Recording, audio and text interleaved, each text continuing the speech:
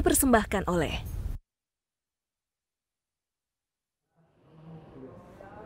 Halo pemirsa, saya Ratih Aulia kembali bersama Anda di program BUMN Menjawab. Episode kali ini kita mengangkat tema soal program makmur majukan usaha rakyat. Sektor ekonomi dan pertanian tak luput terkena imbas pandemi COVID-19.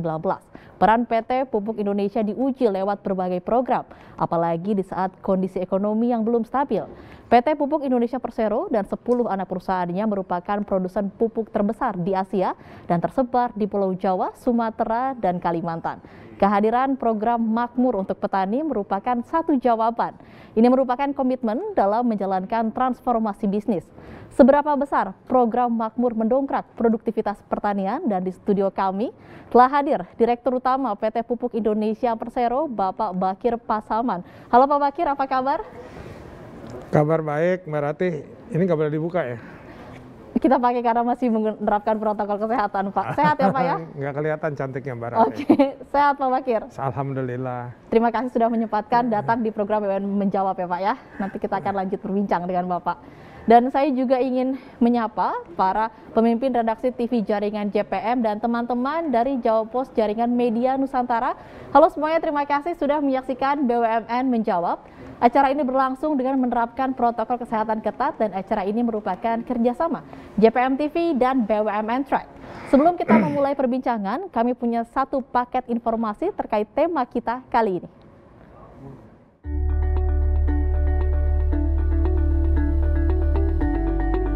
inovasi dan transformasi terus bergerak di sektor pertanian, seperti yang dilakukan PT Pupuk Indonesia Persero. Lewat besutan program makmur, produktivitas petani meningkat lebih dari 40%. Program makmur untuk komoditas padi dilakukan di atas lahan seluas 35 hektar di Desa Ciasem Baru, Kecamatan Ciasem, Kabupaten Subang, Jawa Barat. Ini merupakan program yang memberikan kemudahan untuk petani nasional dalam berbudidaya. Mulai dari mendapatkan akses permodalan, bimbingan teknis berkualitas, hingga asuransi. Sektor ekonomi dan pertanian terkena imbas akibat pandemi COVID-19. Berbagai strategi dilakukan agar bisa segera pulih. Peran PT Pupuk Indonesia diuji lewat berbagai program, apalagi di saat kondisi ekonomi tidak stabil. Hanya yang saya sangat menarik dari Pak Erick Thohir adalah sesuatu yang out of the box, sosialisasinya. Bagaimana supaya program makmur ini, bagaimana mengkonversikan para petani supaya tetap senang di pertanian. Para teman-teman milenial ingin jadi petani, menghasilkan pendapatan yang lebih baik. PT Pupuk Indonesia Persero dan anak perusahaannya merupakan produsen pupuk terbesar di Asia dan terbesar di Pulau Jawa, Sumatera, dan Kalimantan. Kehadiran program makmur untuk petani merupakan satu jawaban. Ini merupakan komitmen dalam menjalankan transformasi bisnis di PT Pupuk Indonesia Persero.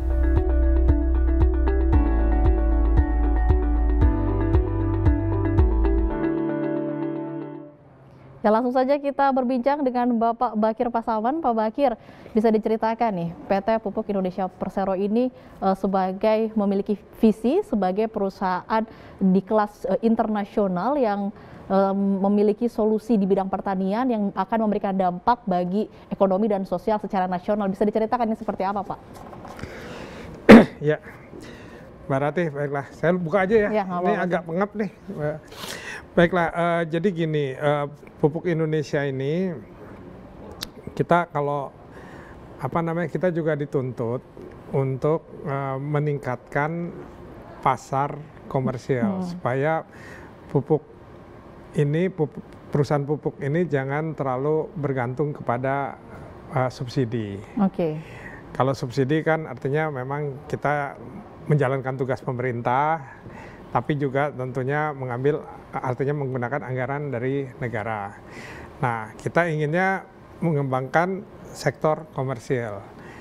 Nah, dari BUMN, Pak Erick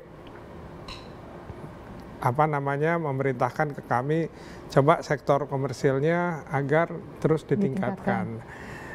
Terus ini kan harus ada harus ada apa namanya way out-nya, nggak bisa kita dari subsidi langsung ke komersil, nggak ada apa namanya program yang untuk mengatasi hal ini. Artinya harus ada jembatannya. Nah, kalau perusahaan internasional kan jarang yang disubsidi kan. Iya. Biasanya mereka, ini kalau kita mau perusahaan global ya. Karena sebagai BUMN punya Ya, punya misi. Iya, kita harus membawakan misi-misi yang artinya secara profesional dan secara komersial. Nah, salah satu program utama kami untuk mensosialisasikan program komersial agar menarik kepada petani itu adalah program Makmur. Nah, ini program Makmur ini yang dicanangkan oleh Pak Erik di Subang. Jadi kita prinsipnya itu adalah membentuk satu ekosistem. Jadi bantuan itu bukan hanya bantuan yang sesaat kemudian lepas kemudian kita tinggal. Kita inginnya melakukan satu ekosistem di mana petani itu dibina dengan baik dengan menggunakan pupuk komersil. Nah, itu caranya bagaimana? Ya ada caranya, ada langkah-langkahnya. Kita akan lanjut di segmen berikutnya mengulas lebih dalam lagi tentang ini. Nah, jadi kemudian juga selain Makmur, ada juga program namanya bagaimana kita memberdayakan kios. Jadi kan titik terdepan untuk pemasaran tentunya adalah di kios yang berhubungan langsung dengan petani. Nah, selama ini ada kios-kios yang subsidi, tapi kios-kios yang non subsidi kan susah, belum ditemukan secara apa namanya, mungkin agak sulit mencarinya. Kita inginnya kayak Pertamina dong. Pertamina kan punya Pertashop, kemudian juga Pertamina punya pom bensin. Oh, pom bensin ada di mana-mana, ada lambangnya. Ya, kita menuju ke arah sana juga. Bagaimana itu Pak menyeimbangkan antara dari fungsi komersial dan juga fungsi agen pembangunan gitu, pembangunan bangsa? Jadi kan pupuk Indonesia itu kan mempunyai produksi 14 juta ton kira-kira untuk pupuk ya. Nah, dari 14 juta ton ini 9 juta ton itu biasanya diabsorb oleh subsidi. Kita masih punya 5 juta ton. Yang bisa digunakan untuk pasar komersil. Pasar komersil itu apa aja? Ya, di situ ada juga selain petani yang membutuhkan pupuk komersil, misalnya kebun yang tidak mendapatkan subsidi, kan itu juga ada pupuk yang non subsidi, ya kan? Nah, kemudian juga ada industri. Bahan baku urea itu juga bisa digunakan sebagai bahan baku untuk industri. Mendukung industri. Banyak industri yang menggunakan bahan baku urea. Jadi kita mensupport industri. Dan bahan baku urea itu selain untuk industri yang lain itu tadi kalau saya bicara tadi industri yang lain. Tapi juga industri NPK. Jadi pupuk N ini digunakan oleh produsen-produsen NPK sebagai bahan baku. Jadi urea itu dipakai sebagai bahan baku untuk pembuatan NPK. Banyak pabrik NPK kita di Indonesia itu banyak, baik yang punya kami sendiri ataupun punya swasta. Dan apabila masih ada sisa, kami ekspor, gitu loh. Nah, itu sudah berjalan. Tapi kan 14 juta ton ini juga nanti akan harusnya bertambah. Nah, yang 9 juta ton yang subsidi ini menjadi kalau kita kan menjual harga komersial misalnya 5 juta, kemudian harga ini urea 2.250, jadi 2.250 per ton gitu. Nah, itu selebihnya itu yang HPP ini dibayar oleh pemerintah kan cukup tinggi sehingga anggaran pemerintah untuk petani itu hanya membayar seharga yang tadi 2.250. Tetap terus menyeimbangkan. Nah, ini kan anggaran ini keserap terus. Nah, ini ya kasihan pemerintahnya juga. Nah, tapi kita coba bagaimana kita meningkatkan, kita berusaha memasarkan pupuk komersial, merangkul petani, petaninya mau menggunakan pupuk komersial yang harganya jauh lebih mahal, terserah harganya bisa 7.000, bisa 9.000, asalkan produktivitasnya meningkat. Oke, baik. Nah, di situ syaratnya itu produktivitasnya yang harus meningkat. Oke, baik. Kita masih akan lanjut berdiskusi. PT Pupuk Indonesia Persero menghadirkan program Makmur untuk meningkatkan produktivitas dan penghasilan petani. Seperti apa? Saat lagi di BUMN menjawab. Didukung oleh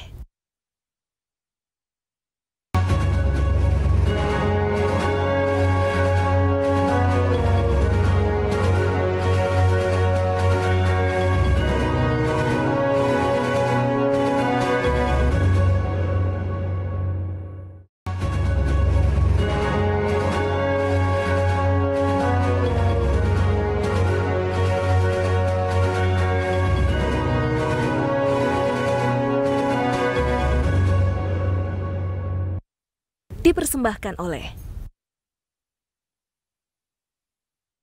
Terima kasih, tetap di BUMN menjawab. Kita akan lanjut berbincang dengan Pak Bakir Pasaman, Direktur Utama PT Pupuk Indonesia Persero. Pak Bakir, sebelum kita lanjut berbicara tentang program Makmur, saya ingin bertanya nih, sebenarnya apa strategi perusahaan untuk mengembangkan bisnisnya di tengah ketatnya persaingan saat ini? Ya, jadi kita memang sedang melakukan transformasi bisnis untuk mendukung perusahaan ini. Tadi kita berusaha memasuki era komersial, itu nggak bisa langsung jadi aja. Nah, selama ini kan kalau kita melayani produk-produk subsidi, unsur-unsur komersial itu mungkin kurang diperhatikan, karena kita kan fungsinya menyalurkan, kita produksi, kita menyalurkan. Nah, sekarang yang paling penting bahwa kita itu harus lebih customer centric. Ya, artinya petani mau sekarang subsidi mau non subsidi harus kita layani dengan baik. Jadi customer centric agar jadi jiwa-jiwa sebagai pemasar daripada ini melayani services itu harus lebih ditingkatkan di perusahaan pupuk. Nah, oleh karena itu kami menerapkan berbagai program ya tadi yang saya sebutkan tadi, Makmur, kemudian kios, pemberdayaan kios, bagaimana kita melayani customer dengan baik, kita melayani juga semua, artinya distributor juga harus memberikan servis yang baik kepada kios, memberikan servis yang baik kepada pelanggannya, dalam hal ini petani.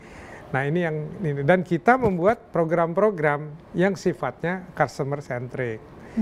Nah, customer centric ini juga bukan berarti hanya pelayanan, tapi juga kita harus memberikan produk-produk yang berkualitas. Artinya pabriknya juga harus bagus, menghasilkan produk-produk yang bermutu, yang bisa diterima oleh petani. Kemudian harganya juga harus terjangkau. Nah, harga terjangkau ya otomatis HPP kita harus diturunkan. Jadi efisiensi, efektivitas dalam produksi dan lain-lain.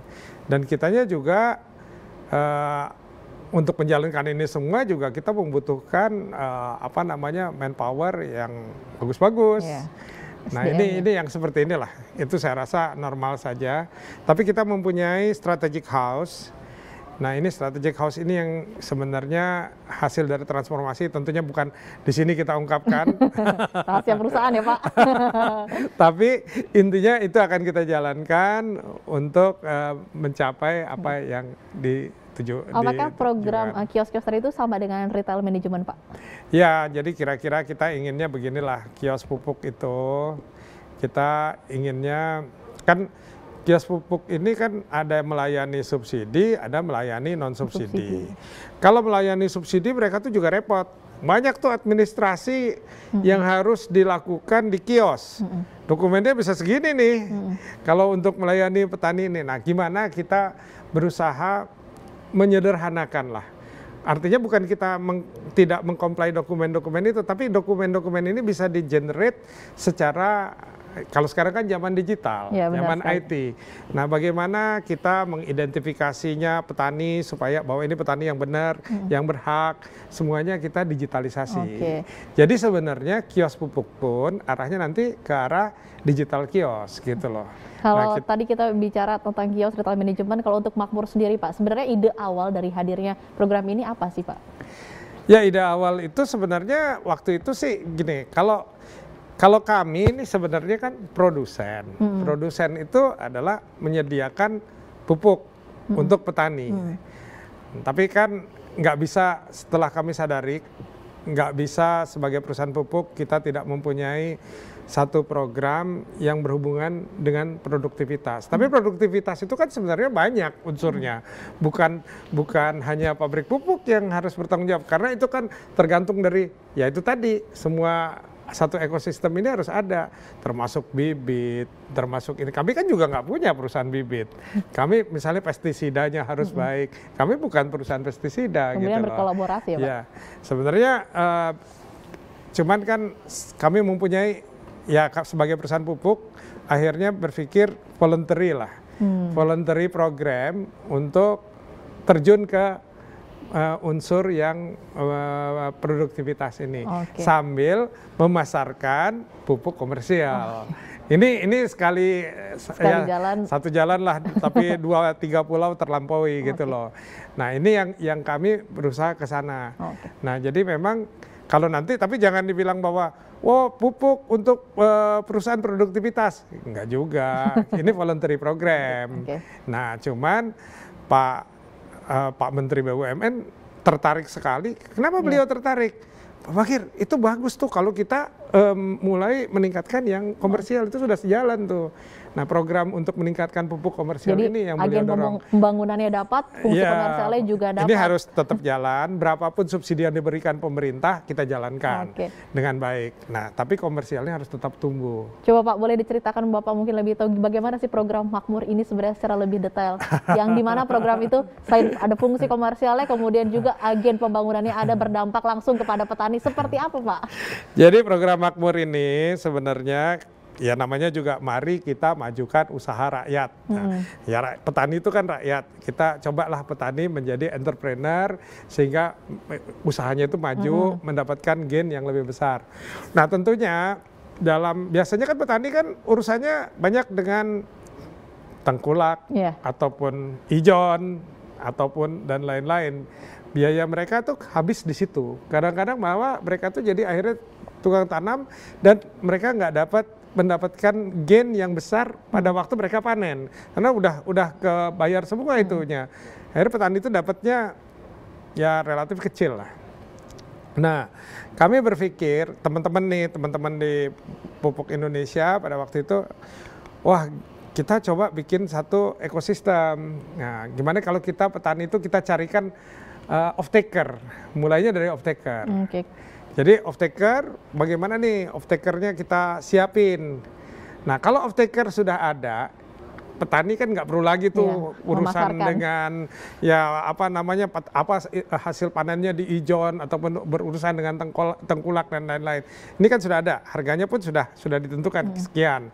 Nah kalau sudah ada off-taker, kemudian biasanya ada lembaga. Dulu belum ini, bank belum mau masuk tuh pertama. Kita masih urusan dengan distributor. Ada distributor yang mau memfinance. Jadi memfinance, menyediakan pendanaan, toh dia pasti yakin. Karena ada pembayarannya dari sini, distributor menyediakan uangnya untuk para petani. Nah, ini waktu awal ya, waktu awal karena belum ada ini. Nah, pada waktu itu belum ada asuransi dan ini. Tapi rupanya ini tuh ekosistem ini mulainya dari situ dulu. Kami menyediakan pendampingan. Pendampingan itu artinya pupuknya kita sediakan, kemudian benihnya kita pilihkan yang baik, pestisidanya juga kita melakukan pendampingan. Nah, kemudian juga kita menggunakan agronomis lah, bahwa pupuk yang dilakukan di situ di tanah tertentu ini yang paling tepat komposisinya apa? Karena ada pendampingan. Karena ada pendampingan. Nanti kita akan lanjut Pak membahas pendampingannya lebih detail. Kayak apa sih Pak? Usai jeda di BUMN menjawab. Tapi itu belum selesai. Didukung oleh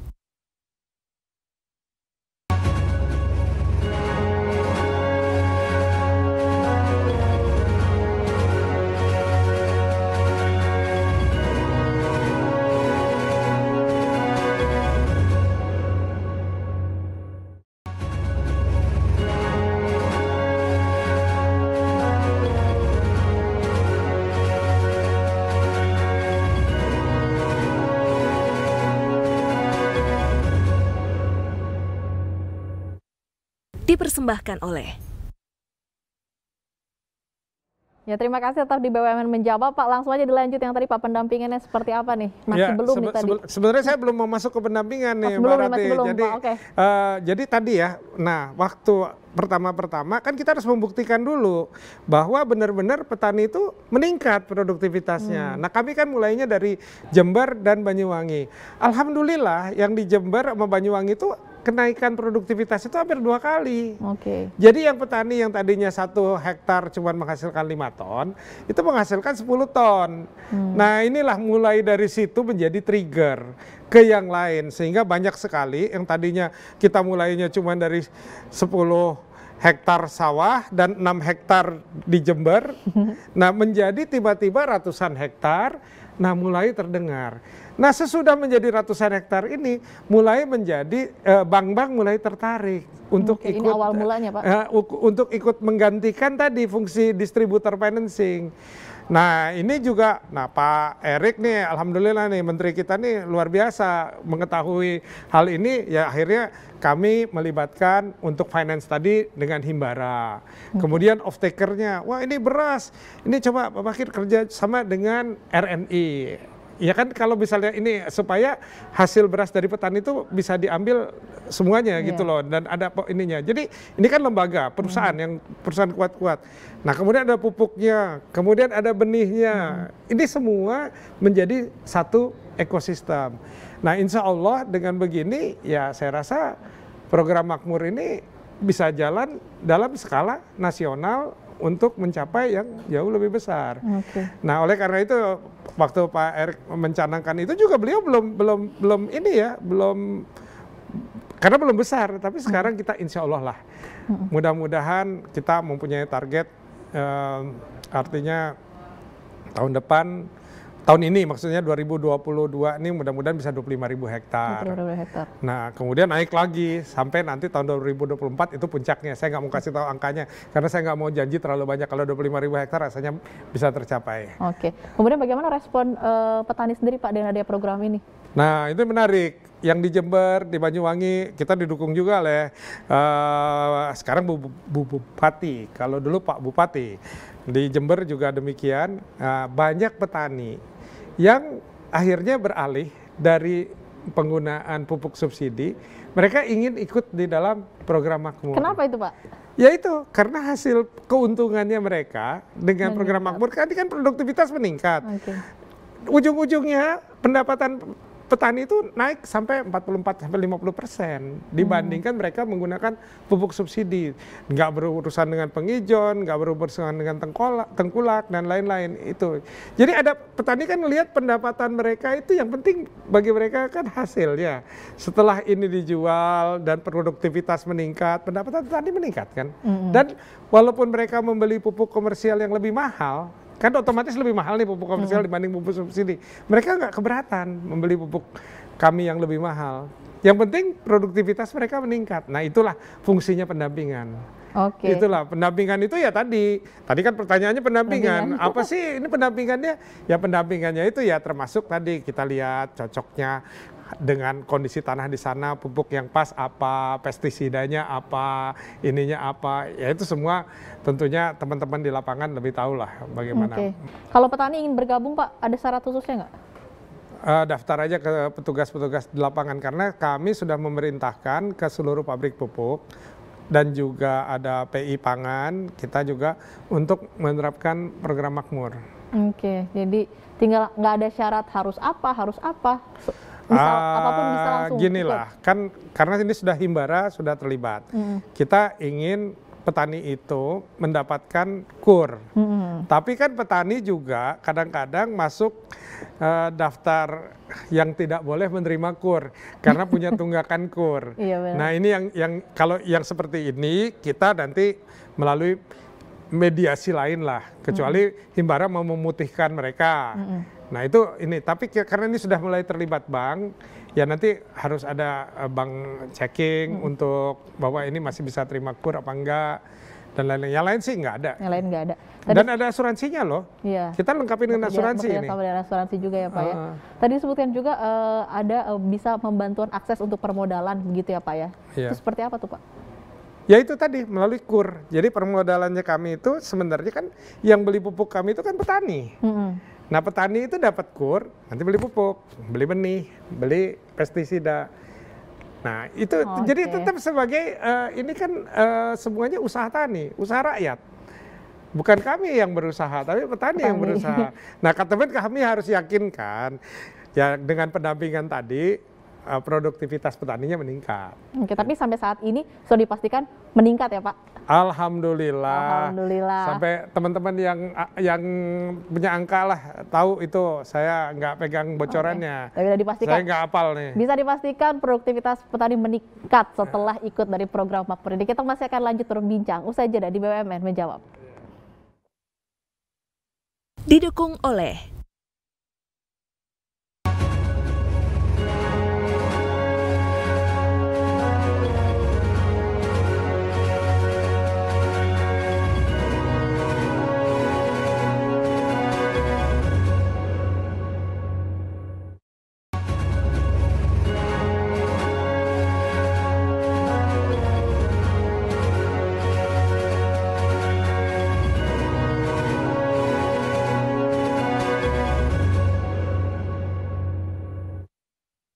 dipersembahkan oleh Ya pemirsa, Anda masih menyaksikan BUMN Menjawab. Pak Bakir, tadi disebutkan oleh Bapak bekerja sama dengan berbagai pihak, salah satunya Bank Himbara. Bisa disebutkan pihak-pihak mana saja sih yang ikut turut andil gitu dalam program Makmur ini? Ya, jadi misalnya untuk penyediaan dana tadi ya Himbara kan anggotanya kan ada Bank BNI, Bank BRI sih leadnya. Kami ini untuk masalah ini, kemudian ada Mandiri, ada BNI. Mereka sangat aktif lah membantu kami di lapangan. Kemudian juga ada asuransi, ada Jasindo, ada Askrindo gitu. Ada. Tadi Bapak bilang kan ada. Ini BUMN semua nih. BUMN semua, iya BUMN semua. Apakah ini bagian dari sinergi Pak? Ya ini bagian dari sinergi juga. Off-taker-nya juga BUMN. Off-taker-nya siapa aja Pak? Off-taker-nya tadi RNI kan? Oh RNI. RNI itu BUMN. Selain RNI? Nanti kalau untuk padi, jagung, kedelai itu kita harapkan dengan RNI. Oke. Tapi kalau nanti bisa juga kita kembangkan program Makmur untuk komoditas yang lain. Misalnya kopi itu mungkin bukan dengan RNI gitu. Baik, dan kita juga telah terhubung dengan pimpinan redaksi dari PAL TV Palembang, ada Mbak Susan Oktaria. Halo Mbak Susan, apa kabar? Halo, selamat sore. Assalamualaikum Pak Bakir, Mbak Rati. Waalaikumsalam, selamat siang. Mbak Susan, di sini ada Direktur Utama PT Pupuk Indonesia Persero, Pak Bakir. Jika Mbak Susan ingin bertanya, bisa langsung bertanya mungkin bagaimana dengan kebutuhan pupuk di daerah Anda atau tentang program Makmur lebih khususnya. Silakan Mbak Susan. Terima kasih Mbak Rati. Selamat sore Pak Bakir. Mohon maaf, saya lagi di luar ini. Mungkin suaranya lagi tidak clear. Yang ingin saya tanyakan ini PT Indonesia kan holdingnya PT Putri ya, dan luar biasa sekali ini Pak. PT Putri itu rencananya kan akan membangun pabrik Putri 3B. Nah, ini gimana nih Pak rencana pembangunan pabrik Putri 3B ini kan juga ini PT itu juga ini lagi ada gencar-gencarnya ini pemerintah semua kayak gitu lagi programnya untuk menekan karbon ya, menekan emisi karbon Pak. Apakah nanti juga itu akan terpikirkan Pak di pembangunan pabrik Putri 3B? Nah, selanjutnya ini kalau berbicara pupuk tentu kan sudah digencarkan tentang food estate ya Pak, tentang mandiri pangan. Sumsel itu memiliki program sendiri mandiri pangan Pak, dan itu luar biasanya itu juga memerlukan pupuk yang banyak nantinya Pak, karena kan pertanian kan luar biasa luasnya ya. Di Sumsel juga kayak di Oku Timur itu termasuk produksi beras kelima kayak gitu untuk mensuplai Indonesia. Kalau saya boleh tanya nih Pak, kesiapan dari PT Pupuk Indonesia sendiri, Putri khususnya untuk mendukung program mandiri pangan dan food estate Pak, karena kan di Indonesia ini, mohon maaf ya Pak, masih banyak yang belum sejahtera Pak. dikatakanlah kayak gitu, mereka masih membutuhkan sekali pupuk subsidi Pak, kayak gitu. Apakah nantinya akan ada bahan pupuk subsidi jumlahnya, kuotanya untuk mendukung program ini Pak? Itu dari saya Pak. Terima kasih. Oke, terima kasih. Jadi pertanyaan pertama, wah ini mengenai pabrik Bu Endang ya, mengenai Pusri 3B. Tapi kami mau meluruskan dulu nih masalah holding. Holdingnya itu Pupuk Indonesia Bu sekarang. Anggota holdingnya Pusri Palembang. Dulu memang holdingnya di Pusri, tapi waktu itu belum ada Pupuk Indonesia. Nah kemudian kita pindah nih jadi Pupuk Indonesia, kemudian Palembang menjadi holding. Palembang menjadi anggota daripada holding. Nah kemudian mengenai Pusri 3B saat ini sudah memasuki tahap prekualifikasi kita untuk pemilihan kontraktor. Jadi kira-kira mungkin 4 tahun lagi ya Pusri punya pabrik baru lagi yang lebih modern, yang artinya yang hemat energi di Palembang. Di Pusri ini baru ada pabrik baru juga sebenarnya. Jadi pabrik-pabrik tua yang ada di Palembang, itu yang di Pusri Palembang itu kita modernisasi menjadi pabrik baru sehingga konsumsi gas alamnya menjadi lebih rendah. Nah tentunya nanti HPP-nya menjadi lebih rendah juga, kita mengharapkannya begitu. Nah kemudian terkait dengan dekarbonisasi, jadi kalau dekarbonisasi ini bagaimana tentunya kita harus sekarang karena pemerintah punya program untuk melakukan dekarbonisasi. Ada target-target dari pemerintah di mana tahun 2050 nanti kita harus berkuranglah unsur yang menggunakan karbon. Sebagaimana diketahui kalau pabrik amoniak atau urea itu banyak menggunakan gas alam, itu unsur karbonnya banyak. Nah hasil daripada pabrik amoniak itu selain menghasilkan amoniak kemudian digunakan untuk pembuatan urea, ada CO2, gas karbon dioksida. Nah ini mengotori lingkungan. Nah ini harus dikurangi. Yang paling tepat adalah menginjeksikan sebagian gas yang nggak dipakai oleh ke urea itu ke perut bumi. Tapi ada juga cara-cara lain untuk memanfaatkan bagaimana kita mengurangi emisi CO2. Tentunya setiap pabrik bukan hanya di Palembang, kami akan selalu memperhatikan pengurangan CO2 untuk masalah lingkungan ini. Ini yang terkait dengan dekarbonisasi yang ditanyakan oleh Bu Endang tadi. Nah kemudian Bu Endang menanyakan, wah ini sawahnya luas di daerah mana tadi Bu? Ya, saya juga di Palembang dulu Bu tinggal, jadi ya pokoknya luas lah.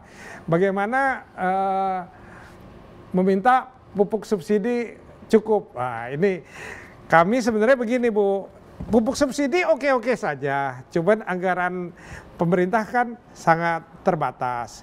Kita tergantung daripada anggaran juga, apakah itu bisa ditambah atau tidak. Nah kami sekarang mempunyai program, melalui program Makmur yang ini, bagaimana petani mampu membeli pupuk komersil. Hasilnya mudah-mudahan lebih besar, kami insya Allah lebih besar daripada biasanya. Nah kalau jadi maksud kami dengan penggunaan pupuk komersil pun asal produktivitasnya meningkat, itu tidak ada masalah bagi petani karena pendapatan petani menjadi lebih baik. Oleh karena itu petaninya kami harapkan makmur sebagaimana yang dicanangkan oleh Menteri BUMN. Makanya ada program makmur dari Kementerian BUMN. Nah kami sekarang tinggal menjalankan nih. Jadi Ibu, perkara pupuk subsidi ataupun pupuk komersial, ke depannya insya Allah itu sama saja. Pupuk komersial oke, pupuk subsidi pun oke. Dengan artinya masih bisa diterima oleh petani. Selagi masih mampu dibeli intinya itu ya Pak? Selagi masih mampu dibeli dan seandainya menggunakan pupuk komersial, produktivitasnya bisa lebih meningkat. Itulah Bu. Mungkin bisa menjawab ya Bu, ada lagi pertanyaannya Bu? Ya, terima kasih Pak Bakir. Ya, kami mengharapkan sekali ya petani-petani di Sumatera Selatan itu menantikan sekali kalau misalnya harga pupuk yang dijual ya itu bisa terjangkau kayak gitu Pak. Oh iya. Ya, insya Allah Bu. Jadi ini kan Pusri kan di sana kan juga menerapkan program makmur Bu.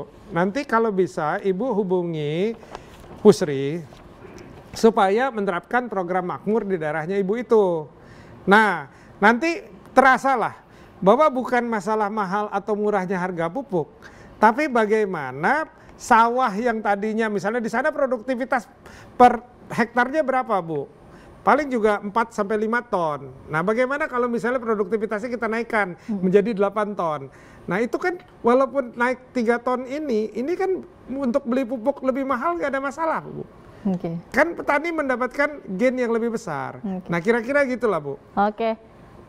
Bagaimana Mas Susan? Sudah Mas Susan terjawab ya? Mbak Susan nih, sorry maaf bukan tadi Bu Endang. Mohon maaf Bu. Oke, baik, terima kasih telah bergabung. Habis soalnya pakai jilbab namanya Susan. Oke, terima kasih telah bergabung Mbak Susan Oktaria dari pimpinan redaksi Makasih, Assalamualaikum. Palembang. Terima kasih Mas Susan, Assalamualaikum. Pemirsa, pergantian musim kerap kali mempengaruhi hasil panen yang kurang maksimal. Apa saja persiapan yang dibutuhkan? Tetaplah bersama kami di BUMN Menjawab. Didukung oleh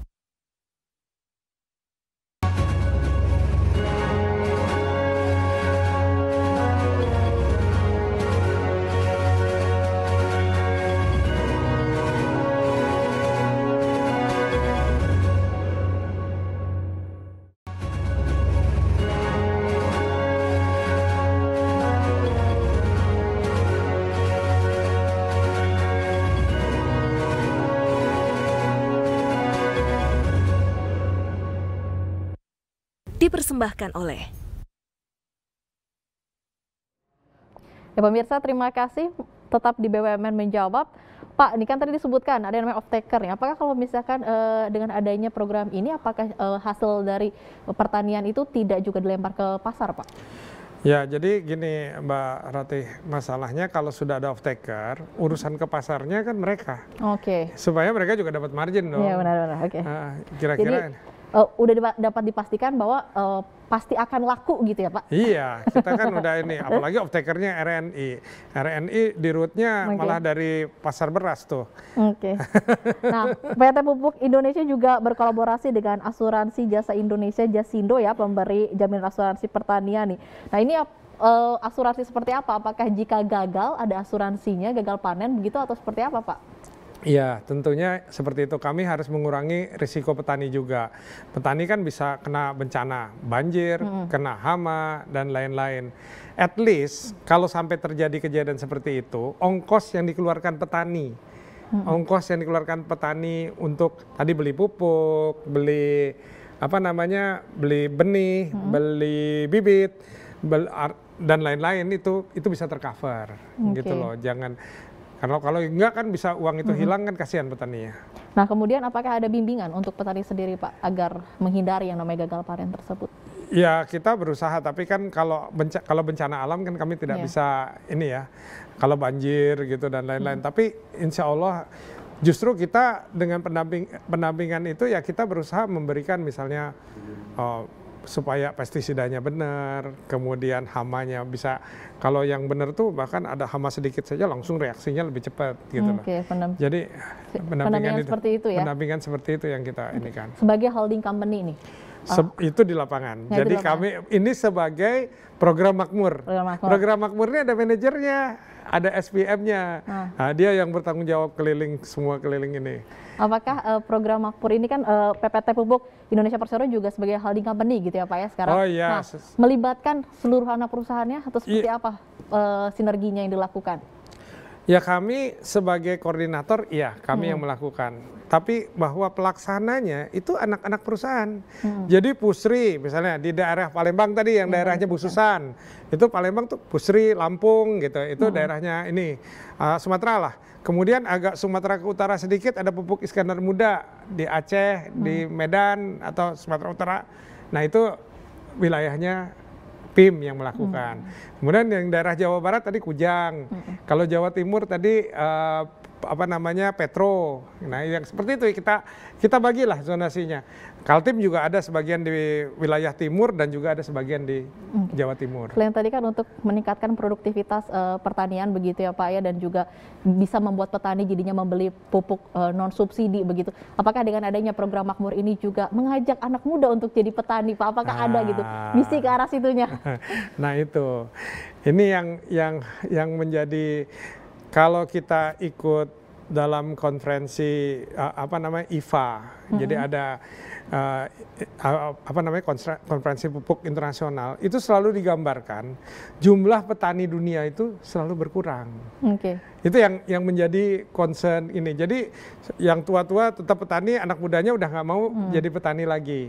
Nah sekarang ini makanya harus dibuat bahwa petani itu, kegiatan petani itu menarik. Ya, kalau menarik itu ya harus ada teknologinya, harus ada bisnisnya, kemudian harus ada sistem penjualan dan lain-lain. Nah ini yang harus dibikin menarik, sehingga anak muda itu bukan sebagai petani saja, tapi juga sebagai pengusaha petani. Nah ini juga mendirikan.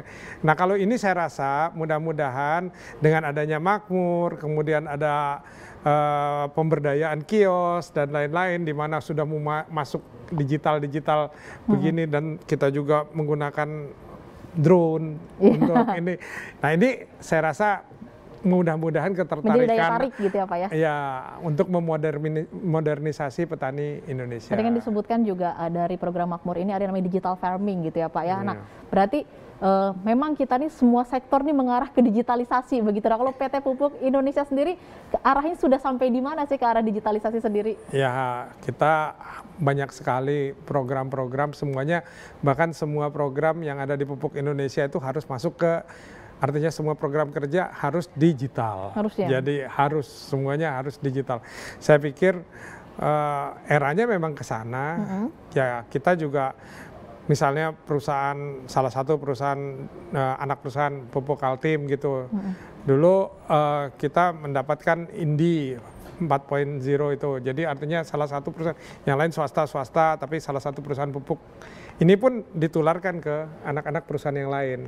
Artinya concern kami terhadap industri 4.0 dan lain itu sangat ini. Kita proses produksi kami juga diperbaiki dengan robotik, dengan digital. Kemudian kita juga berusaha memprediksi harga pupuk bagaimana dengan artificial intelligence. Kemudian juga kita untuk mendistribusikan pupuk bagaimana memonitornya kita pakai unsur digital dan lain-lain sebagainya. Sampai reporting dan lain-lain semuanya harus digital. Jadi bukan ditanya kapan mau memulai, tapi memang sudah di sana ya Pak mulai. Ya? Oke baik. Keberhasilan program Makmur yang digagas PT Pupuk Indonesia Persero merupakan bentuk inovasi dan transformasi di perusahaan BUMN. Tetaplah bersama kami di BUMN Menjawab. Didukung oleh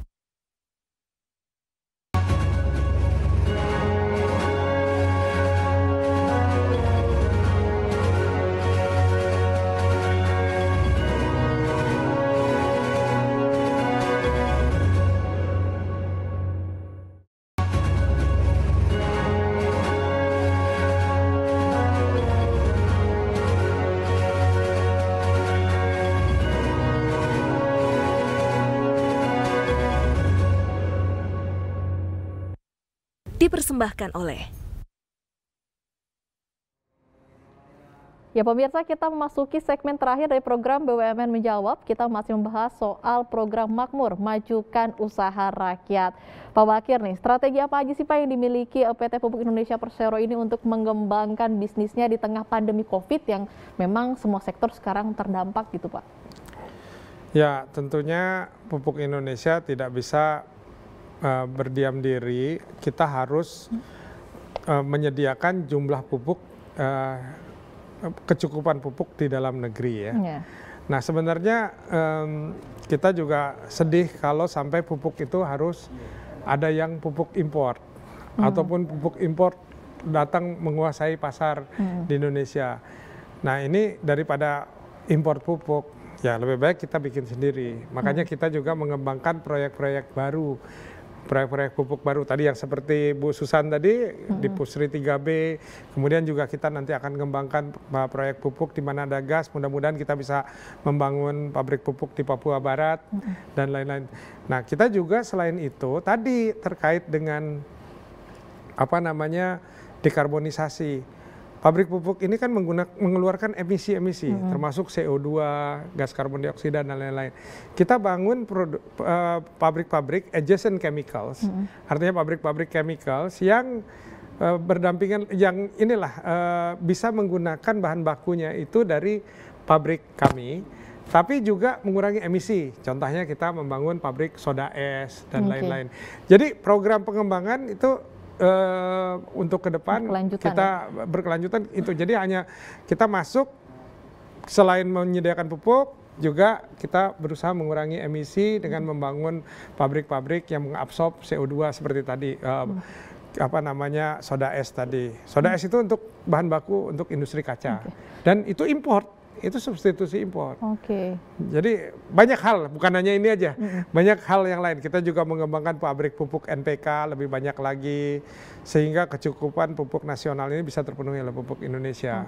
Kemudian apa Pak yang menjadi target yang kira-kira akan dikejar oleh PT Pupuk Indonesia Persero dalam jangka dekat dan juga jangka panjangnya? Ya, Pupuk Indonesia harus memainkan peran yang lebih besar lagi. Kita sekarang nomor 7 di dunia. Tentunya kita ingin naik pangkat dong. Kalau bisa jadi nomor 2, nomor 1 gitu loh. Nah ini insya Allah ya, tapi kan tidak mungkin nomor 2, nomor 1 kalau kita tidak melakukan investasi. Kita juga harus berpikir bahwa pupuk Indonesia tuh tidak bisa bermain di dalam negeri saja. Tapi harus kalau misalnya ada sumber bahan baku murah di luar, ya kita mungkin bekerja sama ataupun sendiri membangun pabrik-pabrik pupuk dengan bahan baku yang lebih murah di luar. Jadi, nah ini untuk go to international, go to the global market, dan juga ini kita akan membuka beberapa representatif di luar negeri. Terakhir Pak, harapannya untuk industri pertanian di tanah air dari PT Pupuk Indonesia Persero? Ya, tentunya industri pertanian kami sebagai perusahaan pupuk mengharapkan ya dukungan dari Kementerian Pertanian ya, supaya pabrik pupuk ini tetap bisa mensupport terus kemajuan para petani Indonesia. Dan kami harapannya mudah-mudahan kami bisa mencukupi kebutuhan pupuk dalam negeri tanpa ada pupuk impor. Baik. Harapan semua orang tentunya. Nah, dan kita bisa menyediakan pupuk dengan harga yang terjangkau dan kualitas yang diinginkan oleh petani. Dan tentunya produktivitas pertanian meningkat. Dan tentunya nanti produktivitasnya akan meningkat. Baik, terima kasih. Demikian pemirsa program BUMN Menjawab kali ini. Terima kasih untuk Direktur Utama PT Pupuk Indonesia Persero, Bapak Bakir Pasaman. Pak Bakir, terima kasih. Nanti kita berbincang lagi. Sehat selalu. Dan terima kasih juga untuk pimpinan redaksi TV Jaringan JPM dan teman-teman Jawapos Jaringan Media Nusantara yang telah menyaksikan BUMN Menjawab. Acara ini merupakan kerjasama JPM TV dan BUMN Track. Saya Ratih Aulia undur diri. Terima kasih dan sampai jumpa.